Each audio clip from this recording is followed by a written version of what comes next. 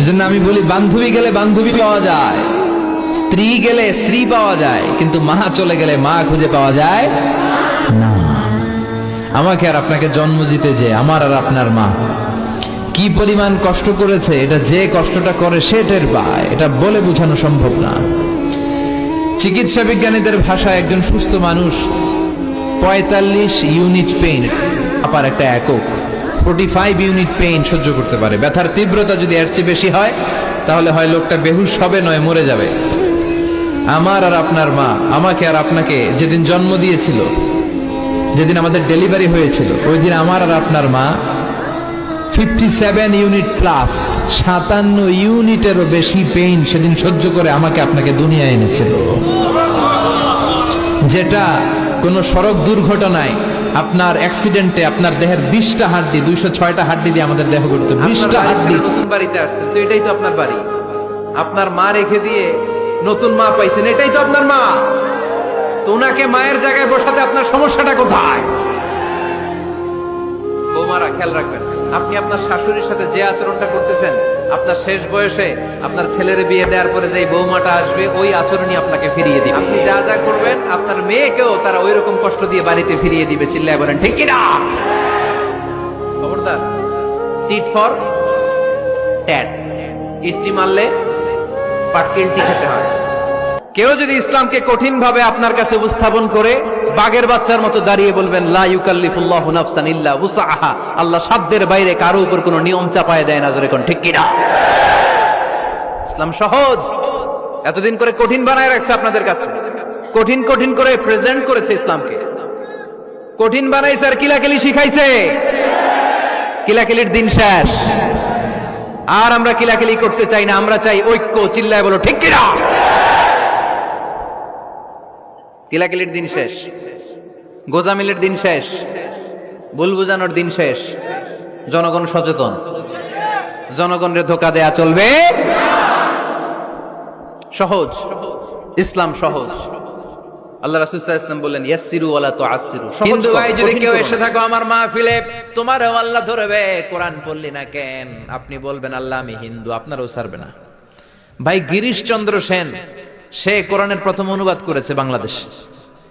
তারপরে কৌমিতেও পড়ায়, আলিয়াতেও পড়ায়। একটা হাদিসের কিতাব আছে মিশকাতুল মাসাবি, এটার প্রথম বঙ্গানুবাদ করেছে হিন্দুর বেটা হিন্দু গিরিশচন্দ্র সেন। হিন্দু হইয়া কোরআন পারে, তুই পারলি না কেন? ঠিক কি না? অনেকে আছে আল্লাহর পক্ষ থেকে অনেক নেয়ামত পেয়েছে, এগুলোর প্রকাশ ঘটায় না, আছে না নাই? কথা কন। কোটি টাকার মালিক হয়েছেন আপনি, কোটি কোটি টাকার মালিক। অনেকে আছে হাজার কোটি টাকার মালিক, সিরাজামা পড়ে, আছে না নাই? তো আপনাদের সিরাজামা পড়তে কইছে কে? আপনি কোটিপতি, আপনি দামি জামা পরবেন, আপনি দামি গাড়িতে চড়বেন, আর শুকরিয়া করবেন কার? আপনাকে আল্লাহ ছেলে মেয়ে দিয়েছে অনেক, বলেন যে আল্লাহ আমার অনেকগুলো ছেলে দিয়েছে, আলহামদুলিল্লাহ সবগুলো নামাজ। আল্লাহ আমার অনেক সম্পদ দিয়েছে, আলহামদুলিল্লাহ আমি যাকাত দেওয়ার চেষ্টা করি। সব বলবেন শুকরান লা ফাখরান, শুকরিয়া করে বলবেন, কোনো ফাখার করে নয়। তার মানে আল্লাহর দেয়া নেয়ামতের শুকরিয়া আদায়ের মধ্যে, ওইটা প্রকাশ করার মধ্যে কোনো দোষ নাই। চিৎকার করে বলেন ঠিক কিনা? 3টা কর্মসূচি দিলেন, চিল্লায় বলেন কয়টা? 1 নম্বরে আল্লাহ বললেন ফাআম্মাল ইয়াতীমা ফালা তাকহার, খবরদার এতিমদেরকে ধমক দিবেন না, যারা সুয়াল করে ফরিয়াদ করে তাদেরকে ফিরিয়ে দিবেন না, আর নেয়ামতের শুকরিয়া করেন। সুবহানাল্লাহ পড়েন। বিশ্বনবী জুমার নামাজের ইমামতি করে 2টা খুতবা যখন দিবেন, মিম্বারের মধ্যে দাঁড়িয়ে বিশ্বনবী মসজিদে নববীতে খুতবা দিচ্ছেন। খুতবার মাঝখানে বিশ্বনবী তবলার আওয়াজ শুনতে পেলেন। কিসের আওয়াজ? বিশ্বনবী সহ সব সাহাবারা বুঝতে পেরেছে 1 মাস আগে দিহিয়াতুল কালবি শাম দেশে যেই কাফেলা পাঠানো হয়েছে, ওই কাফেলা খাবারের পণ্য নিয়ে মদিনার মধ্যে ঢুকেছে। এখন মসজিদে কানাঘুষা। কিছু সাহাবী বলে না না, বিশ্বনবীর খুতবা রেখে যাওয়া যাবে না। অনেকে বলে আমরা না গেলে মুনাফিকেরা সব পণ্য কিনে ফেলবে, আমরা খাবো কি? কেউ কয় বসে থাকি, কেউ কয় ল যাই। 2-4 জন ওঠা শুরু, সাথে সাথে ওনাদের পিছনে পিছনে বাকি সাহাবীরাও ওঠা শুরু। যেতে যেতে পেছন থেকে 1 কাতার, 2 কাতার, 3 কাতার, পুরো মসজিদে নববী খালি, মাত্র 12 জন সাহাবা ছাড়া। কয়জন? কথা কয় 12 জন। মাত্র 12 জন সাহাবা বিশ্বনবীর সামনে বসে আছেন। 4 খলিফা, জাবির ইবনে আব্দুল্লাহ, এরকম 12 জন সাহাবা বসে আছে। সব সাহাবারা পণ্য কেনার জন্য চলে গেল। সাহাবারা ভাবলো নামাজ আসল, নামাজ তো পড়েই ফেলছে, এখন খুতবা সমস্যা নাই, কিন্তু আল্লাহ এটা সহ্য করলেন না। বিশ্বনবী দাঁড়িয়ে খুতবা দিবে আর সাহাবারা সেই খুতবায় বসে না থেকে কাফেলার পণ্য করণের জন্য দৌড়াবে, এটা সাহাবাদের জন্য শোভনীয় নয়। চিল্লা এখন ঠিক কিনা? এজন্য সাহাবাদেরকে ধমক দিয়ে আমাদের চোখে আঙ্গুল দিয়ে আল্লাহ আয়াত নাযিল করলেন, ওয়া ইযা রাআউ তিজারাতান লাহওয়ান আও লাহওয়ানিন ফাদ্দু ইলাইহা ওয়া তারাকুকা কাইমা।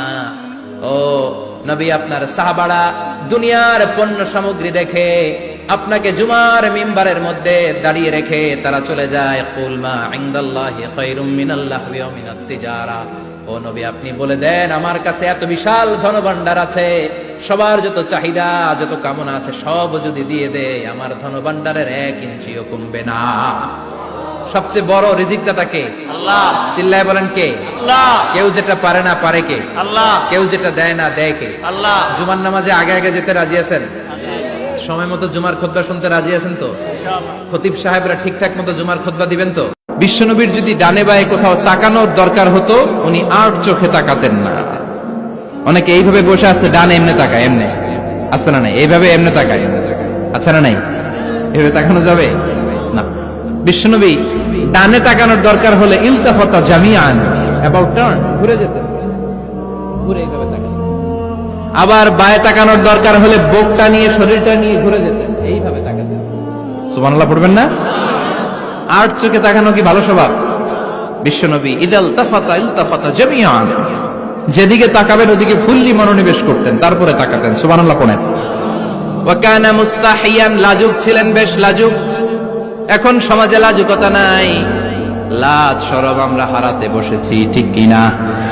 বিশ্বনবী আসাদ্দু হায়াআন মিনাল আযরা ফি খিদরিহা, যেই মেয়েদের বিয়ে হয় নাই, এমন ভার্জিন নারী, কুমারী নারী যারা পর্দার ভেতর। বিশ্বনবী বলতেন, আলাইকুম বিআলবানিল বাকার, তোমরা গরুর দুধ খেও। ফাইন্নাহা তুরাম্মু মিনাল আশজার, কেননা গরুর দুধ সবুজ ঘাস পাতার নির্যাস। ফি লাবানিহা শিফা ওয়া ফি লুহুমিহা দা, গরুর গোশতের ভেতরে আছে খালি রোগ আর গরুর দুধে আছে শেফা। সুবহানাল্লাহ বলেন। তার স্বামী পছন্দ করে না এমন কোন লোককে স্ত্রী যেন ঘরে অ্যালাউ না করে। স্বামী পছন্দ করে না এমন কোন লোককে আপনার স্ত্রী ঘরে অ্যালাউ করতে পারবে? আমার বোনেরা খবরদার, আপনার স্বামীর পারমিশন ছাড়া, আপনার স্বামী পছন্দ করে না এরকম কোন লোককে আপনার ঘরে। বিশ্বনবী লাউ খেতে পছন্দ করতেন, লাউ। রুম্মান ফল খেতে পছন্দ করতেন, রুম্মান মানে ডালিম। রুম্মান মানে কি? ডালিম খেতে পছন্দ করতেন। মাশরুম খেতে পছন্দ করতেন। সুবহানাল্লাহ পড়েন। দেশের ইতিহাসে প্রথমবারের মতো অ্যালকোহল বা মদ পান এবং কেনা বেচার বিধিমালা করা হয়েছে। সম্প্রতি জারি করা বিধিমালা অনুযায়ী মদ পানের অনুমতি পাবার সর্বনিম্ন বয়স 21 বছর, থাকতে হবে সরকার অনুমোদিত পারমিট। আর কোনো এলাকায় অন্তত 100 জনের পারমিটধারী থাকলে সেই এলাকায় মদ বিক্রির লাইসেন্স দেয়া হবে। ইসলাম বলে মদ খাওয়া হারাম। ইন্নামাল খামরু ওয়াল মাইসির ওয়াল আনসাব ওয়াল আজলামু রিজসুম মিন আমালিশ শাইতানি ফাজতানিবু। খবরদার, মদ, জুয়া, লটারি এগুলো হারাম করে দিয়েছে কে? আল্লাহ বললেন মদ খেও না, মদ তোমাদের জন্য হারাম ঘোষণা করা হলো। আমরা বললাম আল্লাহ, শীত প্রধান দেশে মদ খেলে শরীরটা গরম থাকে, মদ না খেলে তো বেঁচে থাকার উপায় না। স্ক্যান্ডিনেভিয়ান কান্ট্রিগুলোতে, সাইবেরিয়াতে মদ না খেলে ওদের বাঁচার উপায় নাই। এখন অল্টারনেটিভের দরকার আছে না নাই? আল্লাহ বললেন মদকে হারাম করেছি কিন্তু মধু খাওয়াকে হালাল করে দিয়েছি। মধু খান আপনারা? আজকে খাইছেন কে কে দেখি? আজকে অনেকে খাইছেন? মাশাআল্লাহ, হাত নামান। মধু 5-6 চামচ খেয়ে দেখেন একসাথে।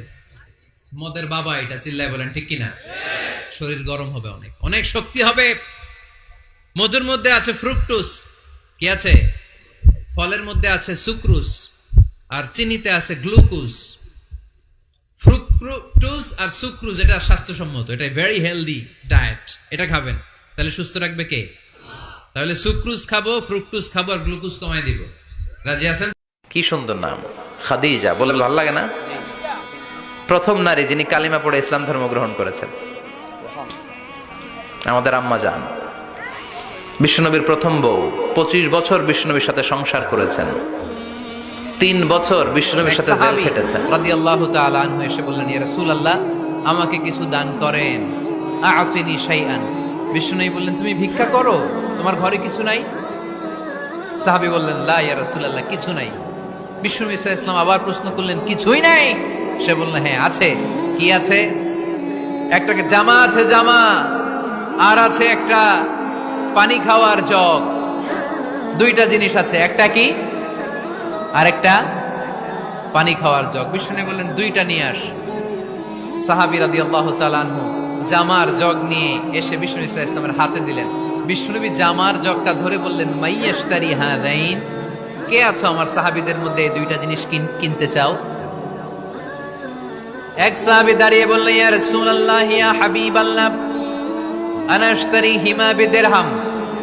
এই দুইটা জিনিস, একটা জামা, একটা পানি খাওয়ার জগ, আমি 1 দিরহাম দিয়ে কিনে নিতে চাই। পড়েন সুবহানাল্লাহ। বিশ্বনবী বললেন, 1 দিরহাম তো কম হয়ে যায়, 1 দিরহামের চেয়ে বেশি দিয়ে কেনার মতো যদি কেউ থাকে একটু হাত তোলো। মাইয়াজিদু আলা যালিক, এর চেয়ে বেশি দাম দিয়ে কেনার মতো কেউ আছো নাকি?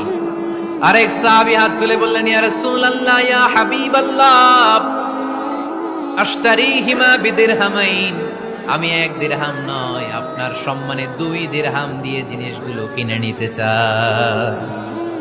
2 দিরহাম। বিষ্ণু বললেন, ওকে ফাইন, ডান, 2 দিরহামে বিক্রি হয়ে যাবে। দিয়ে দেওয়া হলো। 2 দিরহাম নিয়ে বিষ্ণু ঈসা ইসলাম ওই আগন্তুক ভিক্ষুক সাহাবীর হাতে দিয়ে বললেন, যাও, 1 দিরহাম দিয়ে তোমার পরিবার পরিজনদের জন্য খাবার কিনে নিয়ে যাও, আর 1 দিরহাম দিয়ে একটা কুঠার কিনে নিয়ে আসো। কি কিনে নিয়ে আসো? সবাই বলেন। কুঠার চিনেন আপনারা? কুঠার দিয়ে কি করে? গাছ কাটে। ওই সাহাবী আর 1 দিরহাম দিয়ে একটা কুঠার কিনে নিয়ে আসলেন। বিশ্বনবী সাল্লাল্লাহু আলাইহি ওয়াসাল্লাম নিজ হাতে ওই কুঠারের একটা হাতল লাগাই দিলেন। সুবহানাল্লাহ পড়তে পারলেন না মজা করে?